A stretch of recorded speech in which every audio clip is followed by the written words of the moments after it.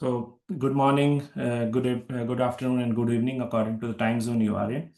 And we are happy to present another webinar from the communication and webinar team today.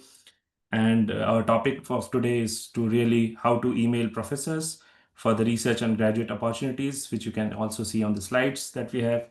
And speaker for today is Mohammad Irfan. He's of course, also a SSGC scholar from 2019, and he has been mentoring for many years, and also he has been in the past leading finance team, and this year also he is in the finance team as well as application, I guess. So before taking any further time, I would like to give the stage back to Mohammad Irfan Bhai, and stage is yours, Mohammad Irfan Bhai.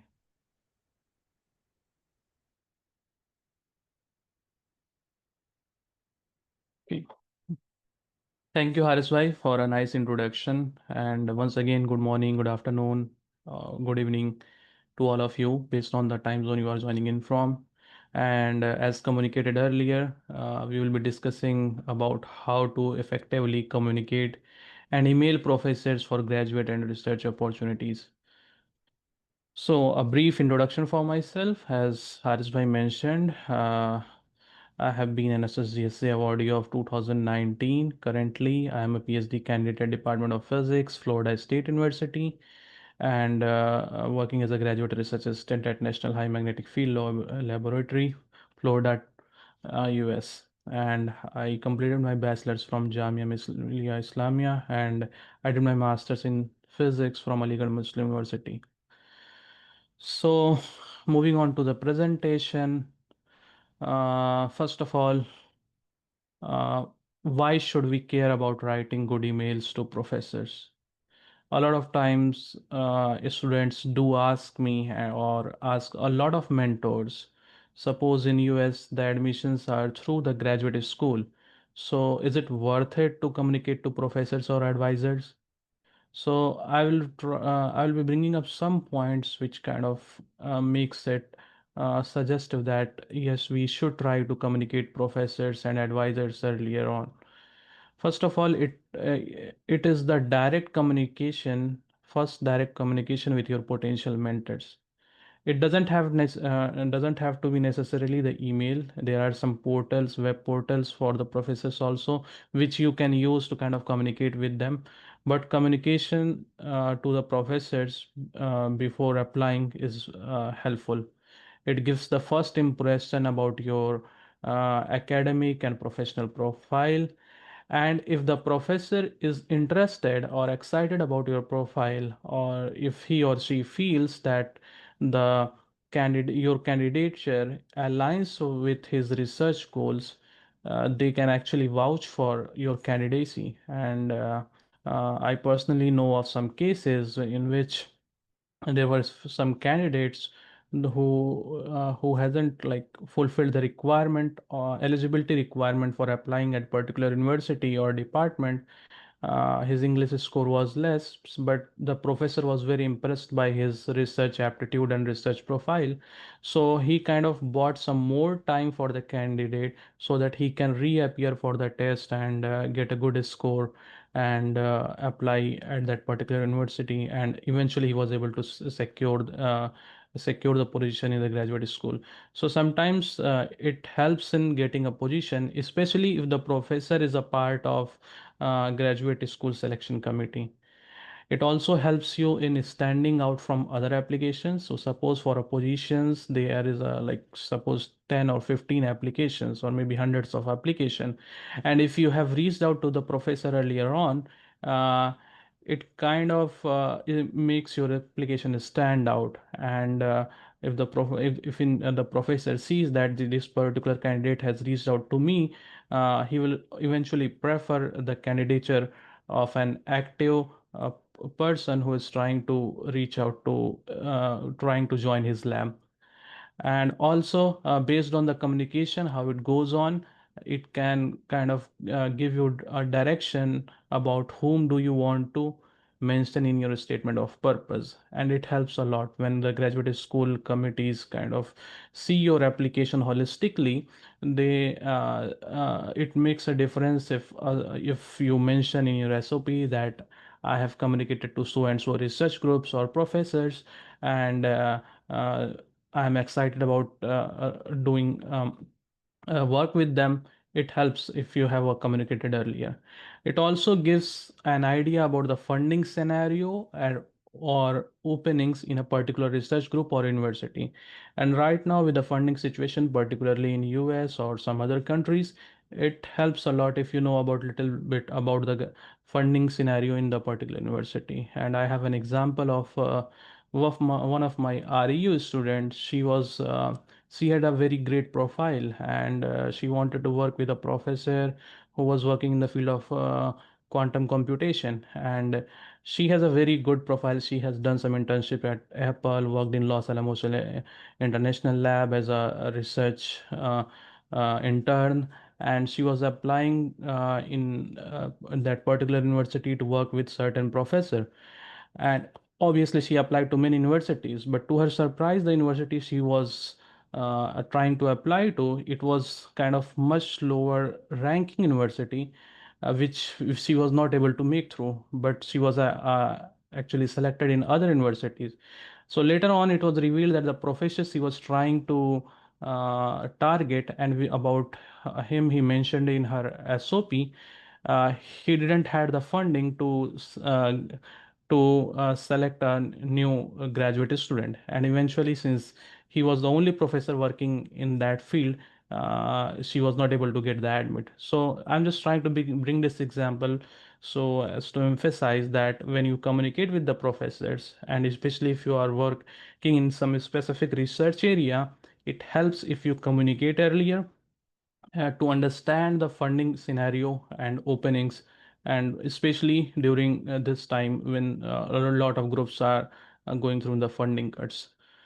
Now, since I have motivated you about uh, why should we email professor, and I would like you to l- introduce about some elements for the effective communication.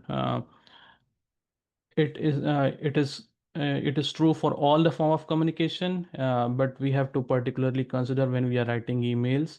It is true for whether you are giving a presentation, whether you are speaking to a professor in a conference or giving a conference presentation. These are called the 7 C's of effective communication, and a lot of you might have already seen these 7 C's if you are part of any workshop which deals with effective communication. First of all, the communication that you are doing should be clear. The message should be easy to understand, and there should be no confusion what you are trying to communicate. It should be concise. Use the fewest words necessary without losing any meaning. And it should be concrete, meaning you should provide a specific facts, examples, or details. For example, if you're trying to do a research in, say, plasma physics, you should provide some facts like, okay, this is why I'm interested in plasma physics, or some provide some examples. Suppose if you want to work in protein synthesis, you should some provide some example that I have worked on so and so on position. So it should be concrete, and the information that you should provide or the communication that you are doing is should be correct.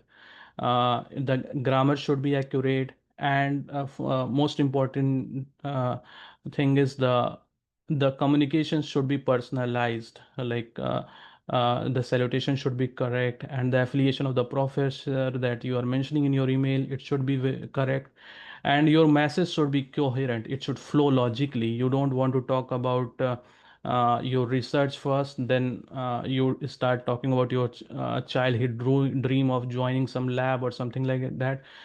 So information should be coherent, and it should be complete. All the informations that are necessary should be included so that a recipient can respond effectively and accordingly. And at last, but not the least, like the communication should be courteous. The tone should be respectful, and it should be considerate, and it should be courteous. So moving forward, what are the steps for us if we want to communicate to the professor via email or some communication channel, first of all, what you need to do is who is your target audience. In this case, you need to know about who is the professor or what research group you want to join in. So educate yourself about the PI, principal investigator of that group. I have taken the screenshot of one group. So a lot of almost all the professors, they have their web page. It can be their department. They can have a departmental web page or a personal lab page. Some professors do have both of them. They have their Google Scholars or maybe ResearchGate page. So go to their websites or web page and see what kind of research they are doing. Try to educate yourself about the research they are doing, the publications they are, the work they are publishing, most recent research they are engaged in. And based on what they are researching, now try to connect the dots, how you are interested in their research, what you have done, and how your research can relate to their person, to their lab work or like their research group. And once you visit their website, also note down if there is any preferred email or preferred mode of communication they would want you to reach out from. Some PIs do have a separate email ID for recruitments, and if they have a separate email ID, use that particular channel to communicate with them. Some professors don't like if you don't reach out to the recruitment emails. For them, it is kind of a lack of a detail-oriented behavior if you use their general email for communicating for the opportunities.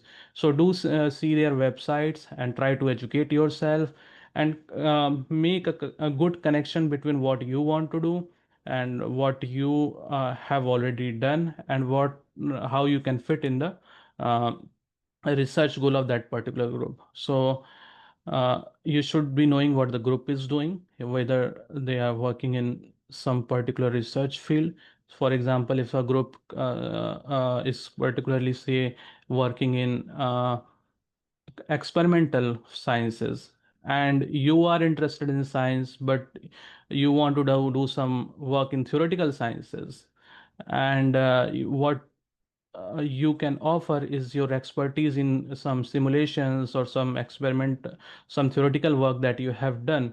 So this is not a very good connection. You want your interest to align with what your group is, what the group you are targeting is doing.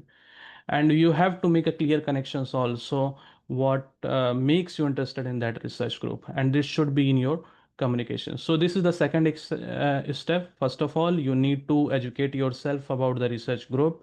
Second, you want to make a connection with your research interest and experience. And third, before writing an email, you should try. It is an optional thing, but it is better if you tailor your CV accordingly with each and every research group's requirement, or you align your CV to highlight your interest in that particular group. So when you attach that your CV with the email, professors can see, okay, this student has a career trajectory or academic trajectory which perfectly aligns with our goal, research goals. And I believe last week there was a webinar on creating an effective CV for graduate school applications by Vasikul Bhai. You must all have attended it, and if needed, please revisit it and try to tailor your CV accordingly, according to all the research groups requirement. This is an optional step. I'm saying this, it is optional because a lot of times what students do is, in the search of perfection, they don't start doing anything. So we don't want that case either. First of all, we have to start communicating and make a university list. So if you feel you can do, you can tailor your CV for each and every email, that would be good. If you feel it is a lot of work, don't fall into that trap of like delaying all the things. Just start sending your emails according to a template which you have shown to your mentors and approved by your mentors. So these are the three steps. Now, structure, a general structure about email. We all know that we have written applications, emails accordingly in this format. First of all, you have a nice salutation. And there are a few things that you need to kind of consider in the salutation. It should be professional, kind of try to be gender neutral. Do not assume the genders of the professors or person you are referring to. First block will be the introduction. You introduce yourself, like I am Muhammad Irfan, I am a PhD graduate student. So kind of you give your introduction and uh, tell a little bit about the interest, your research interest. Now the main meat of your communication will be this background, motivation, and fit. You try to uh, as I told you earlier, like you have to connect the dots about the research interest, the research goals of the lab, and how you are perfect fit for them and what you can offer. So the main meat goes here in background and motivation. And at last you will have to ask for the opportunities available and request for the consideration. And at the last you will have the signature. In signature, keep it simple. Don't add too many titles or signature titles here, like Sultan Jahan Awardee maybe. So these are all good awards. They cannot go into your CV, but you don't have to put in like 7 or 8 signatures. This doesn't fit here. Like just make a simple signature there, and this is a simple format. Simple is always the best. This is a suggestive structure. I will give you an example template. Um for example, here you can write at the top in salutation, dear doctor, and last name of the professor. So you don't have to write here Mr., Mrs. or Sir or Ma'am, because there are a lot of cultural differences and it is not always possible to assume know the gender of the person who you are writing to. So do not assume anything. Just write simply dear Doctor s- Dr. Green or Dr. Khan or whatever, whoever you are mentioning to, and then just a nice introduction about yourself. This is my name and I am pursuing this course and I am writing because I'm interested in joining your lab. Line you can add like, I hope this message finds you well. But yesterday I was talking to one of the seniors in SSGSA about the presentation, and he told that nowadays a lot of people do consider that writing this line, I hope this message finds you well, people kind of see this as a chat GPT generated prompt. So we don't want that either. So if you feel that it doesn't looks personalized, you can skip this also. The email should look personalized. It shouldn't look prompt generated. Then, and that is why the reason I am not like giving a exact prompt or exact like template. Make your own template. The main meat of your email will go here. So you will write what achievements you have, what are your achievements, and a little bit about your background and curriculum, and how it aligns with that particular research. And when you write about what you have done, also emphasize on why you have done so. Every student in his academic life, his or academic life, has done something. So it doesn't have to be like you mention all the things that you have done. It should make a sense why you have done this, and that is kind of the personalized things professors are looking into. Want to see the motivation, and if they like your motivation, certainly they will be excited about you joining their group. So, with what you have done, try to connect why you have done a particular project or particular research.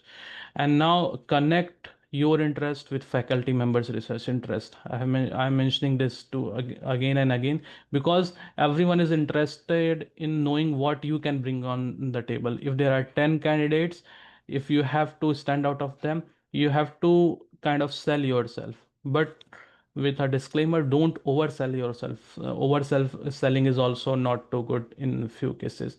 Then attach your CV and ask what would be a good time to communicate, if what good time to talk and have a detailed discussion. So this is just a template. Please create your own template.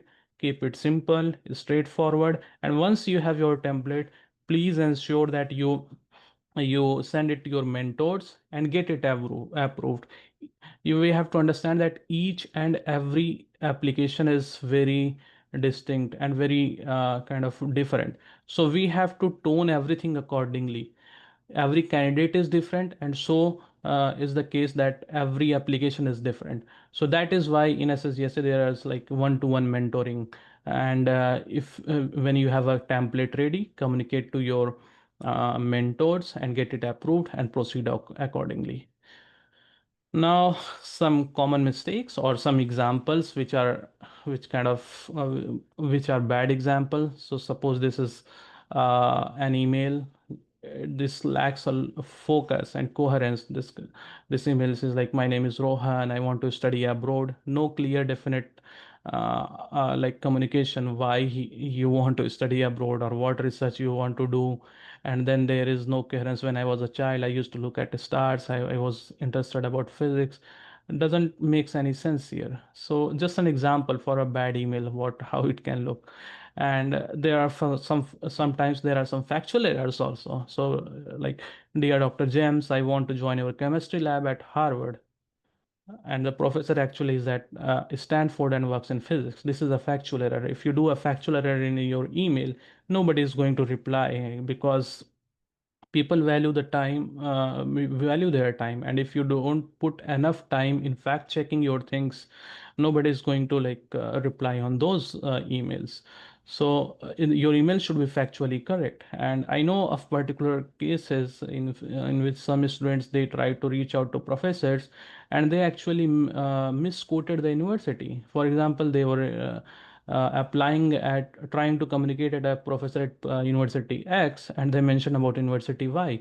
And this has also been the case, like they were trying to, the university name was correct, but the name of the professor, since they were just copy pasting the things, the name of the professors that they wanted to kind of communicate was from some other university. So it should be factually correct. The gist is that the information should be factually correct, and for that you need to proofread your emails. And one of the things that you can do is, don't send the emails directly.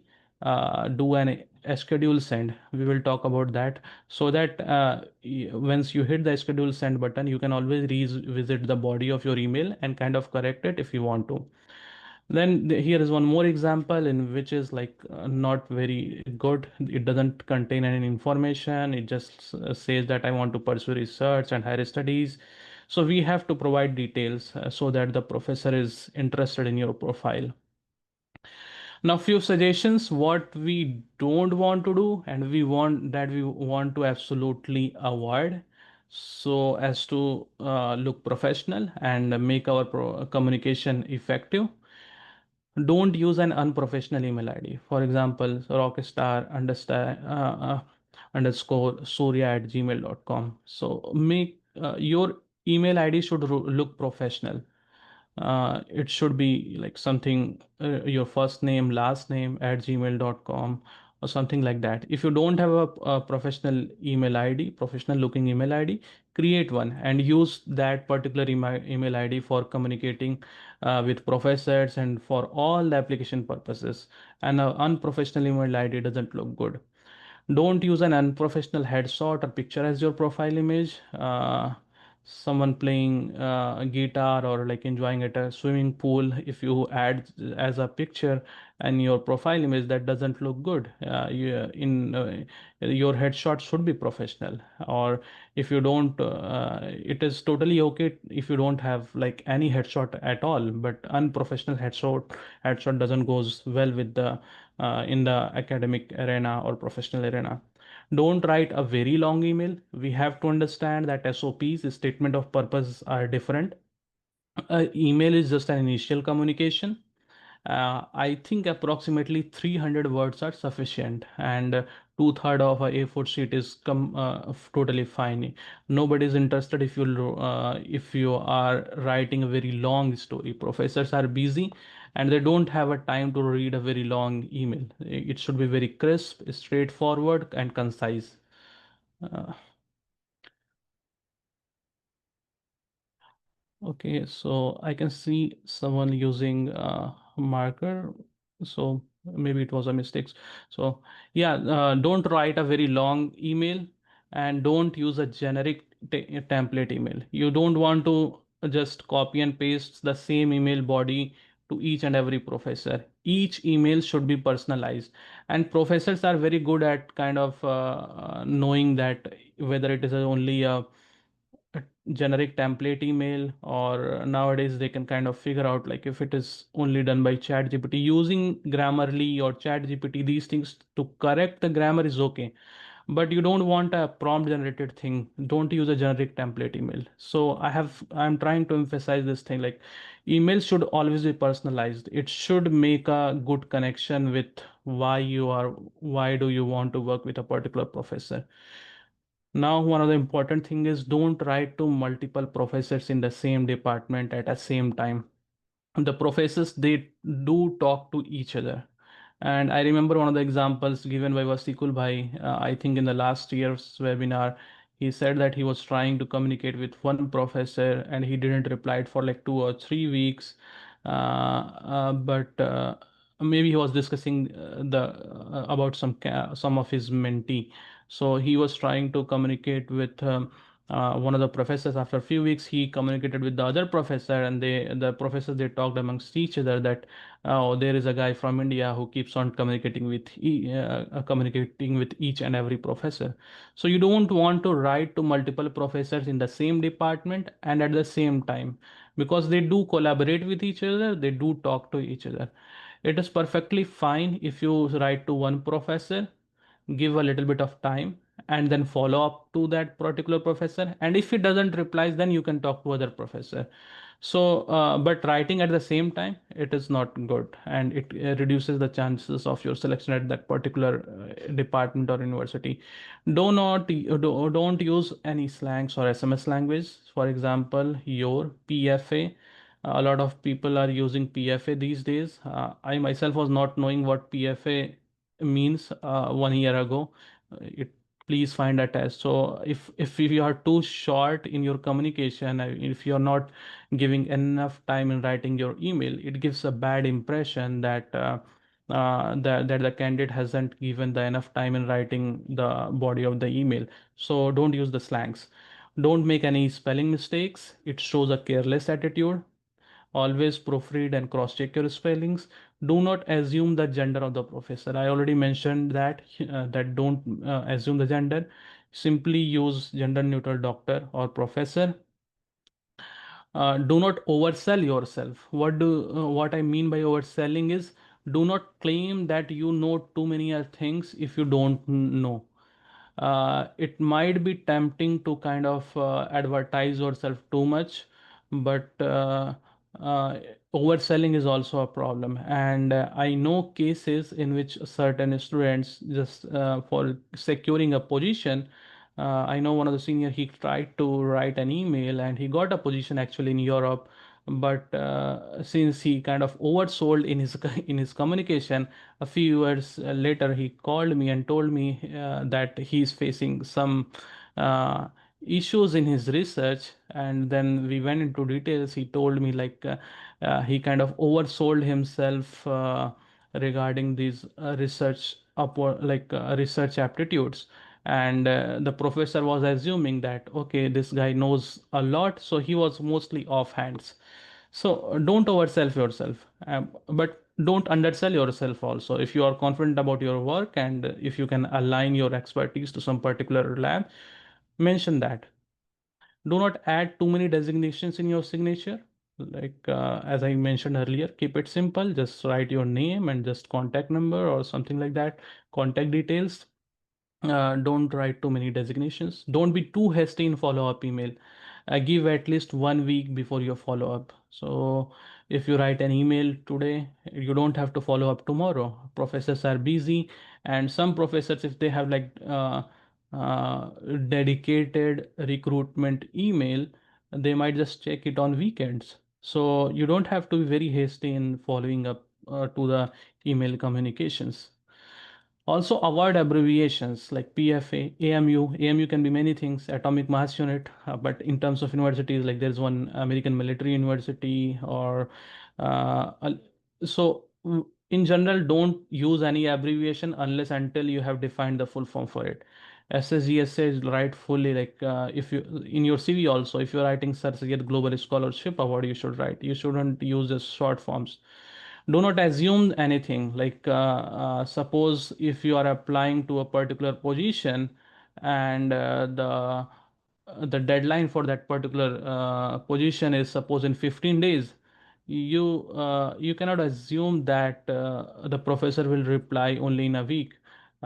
Professors are busy, so they might take some time.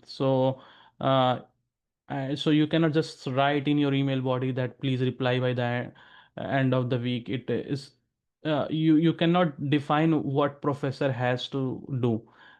You have to be courteous and you have to be considerate in your communication, and do not ignore instructions.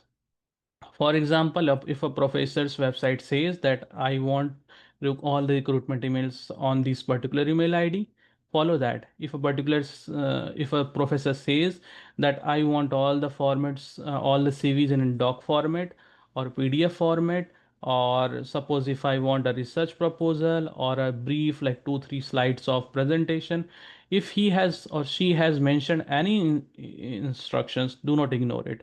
And once again, like, try to make it simple. Do not do not make it too fancy. Simple communication is always best. Few more suggestions in your email. Don't leave your subject line empty. If you leave it empty, it might go to spam folder. Use it efficiently to clearly state the purpose of your communication. For example, you can just write prospective graduate student interested in condensed matter physics, interested in journalism, or like some human rights. So try to use this subject line efficiently. Uh, a lot of people don't know, but I guess you all are very intelligent and you all know about this. You can use always use a schedule email according to time zone. So what I heard from some of my seniors in SSGSA, they told like Mondays, Tuesdays, and Wednesdays mornings are preferable, because if you send a schedule a email on Monday morning, suppose 8 a.m., and professor reads it, they will you can go like they can reply suppose by the Monday evening, and you follow up in the same week. Otherwise, over the week, scenario or situations might change. Professor might go busy, they will have some like is other lab work. So use a schedule email facility in Gmail or Outlook, whatever you are using, efficiently to schedule your email according to particular time zone. Avoid sending emails on holidays or breaks, because a lot of professors treat their time very professionally. Uh, so they might have gone for a vacation for 10 or 15 days in a spring break or like Thanksgiving and all these breaks, and they don't open their email, and you assume kind of like I have sent the email and 2 weeks have already gone. So I should just follow up, or like I should just move on to the other professor. But the case is professor never saw that particular email. So that is why it helps in like sending the emails when the session is going on and when there is no holidays, and start early in November. End of the November, there are a lot of holidays, at least here in US, so professor might not be able to see your emails. And be cautious when you edit the name or text in your template. Suppose you have a template or your email ready, and you are kind of trying to just copy paste that same template to all the professors. But when you are typing the name of the professor, the body of your email has suppose like Arial font, and the name you are typing is in Times New Roman. So it gives a direct impression that this person, this candidate is not serious, and he's just like he or she is just using a copy paste email. So whenever you edit the name or text, any text in your template email, just make sure the font style is consistent. Always proofread the content of your email for any grammatical errors, or for any like any information errors. Change the file name of CV or resume if there is a name of university in the file name. Suppose like we tailor our CVs or resumes for different positions, and we have a habit of like CV underscore, like making a name like CV underscore Florida State University, CV underscore Boston University. So suppose if you are attaching a CV to a in an email that you are sending to some professor in Boston University, and you attach a CV which has a name of CV underscore Florida State University, it will be very obvious that the person is sending to multiple professors, which professors actually know, but it shows the lack of detail oriented meticulous behavior. So make sure to change the name of the file. One of the suggestion is rather than using the university's name, just use last name of yours, like CV underscore Irfan or something like that, and send your CVs if you are attaching it to your email in PDF format. Because suppose if you are using Word documents, a lot of times the orientation or the editing format that you are using in particular format, it might get lost. So CV is the safest format to keep your formatting intact. Always be professional and respectful. And moving on, suppose you sent an email, and now you have to follow up. What should you do? How should we proceed ahead with that? So first of all, we have to understand that reply rate is very less. Don't get discouraged. It is totally okay if out of 10 professor don't respond. Be polite and short in your follow-up email. Don't make it too long. It doesn't have to be as long as it doesn't have to be too long as your first email. So for example, you can just write, "Dear Professor, I hope this finds you well. Just following up on your email." You can write an email like that in the same thread. Another strategy can be send the same email that you sent earlier with the addition of text and starting a new thread with adding a text like say follow up email or gentle reminder in the subject line. Now again, wait for at least a week before you follow up on your first communication. Avoid sending the follow up email during your vacations, holidays. And it is very important to keep an active communication with your mentors in SSGSA. Each application is different, so keep on communicating with your mentors. They will guide you the best according to each and every application. How to respond to replies? So now you have communicated to the professor, so all the replies that you get or may not get falls into four categories. It might be positive, like the professor saying let's talk on Zoom, or he's kind of trying to infer that you will be a great asset to the lab. So if you get an email like that, just ask them about a suitable time to meet. And the same things like be polite, courteous, and do not assume anything.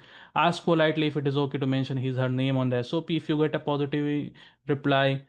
Now, the replies can be neutral, like they can say there is no funding available currently, and applications are through graduate school, and I cannot do too much.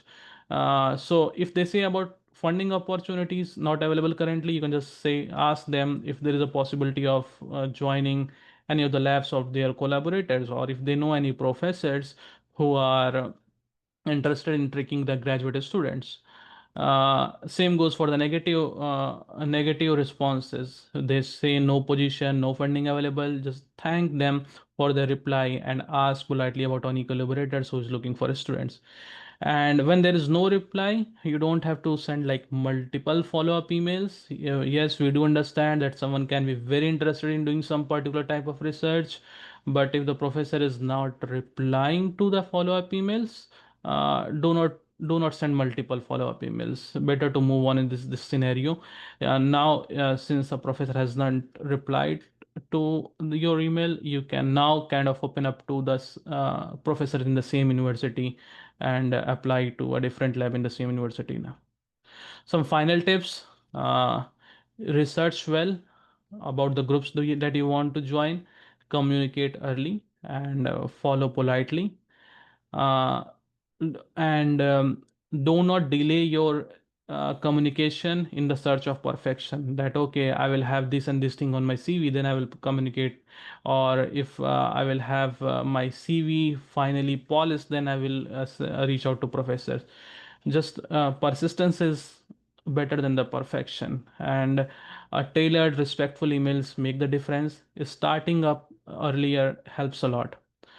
Approach each communication with professionalism. Tailor your emails to each and every prospective advisors. Consult with experts, mentors, and get their feedbacks on your email draft.